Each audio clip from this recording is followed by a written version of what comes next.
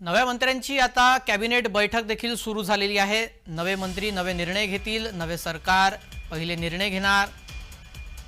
नव्या सरकारची मंत्रिमंडळ बैठक सुरू झालेली आहे। तिन्ही मंत्र्यांकडून छत्रपती शिवाजी महाराज यांना अभिवादन करण्यात आलं। मंत्रालयातील शिवाजी महाराजांच्या प्रतिमेला पुष्प अर्पण करण्यात आले। डॉक्टर बाबासाहेब आंबेडकर यांना सुद्धा अभिवादन करण्यात आलेलं आहे।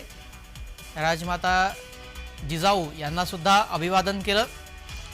मंत्रालयात पोहोचताच औक्षण करत लाडक्या बहिणींकडून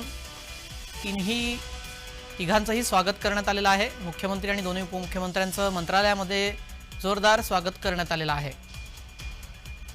त्यानंतर मुख्यमंत्री आणि दोन्ही उपमुख्यमंत्र्यांनी पदभार स्वीकारलेला आहे।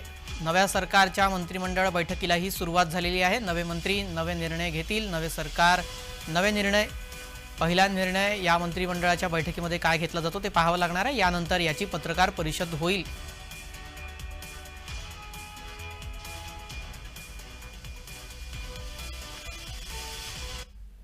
हिवाळी अधिवेशनापूर्वी आता विधानसभेचं अधिवेशन बोलावण्यात येणार आहे। विशेष अधिवेशन बोलावलं जाणार आणि या विधिमंडळाच्या अधिवेशनामध्ये सर्व आमदार शपथ घेतील। विधिमंडळ सचिवालयाकडून या संदर्भातल्या सूचना देण्यात आलेल्या आहेत। मंत्रिमंडळ बैठकीनंतर मोठा निर्णय जाहीर होण्याची शक्यता आहे।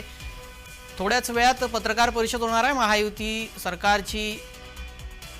सरकार स्थापन झाल्यानंतर शपथ घेतल्यानंतर पहिली ही पत्रकार परिषद मुख्यमंत्री म्हणून देवेंद्र फडणवीस यांची या टर्मची ही पहिली पत्रकार परिषद असेल।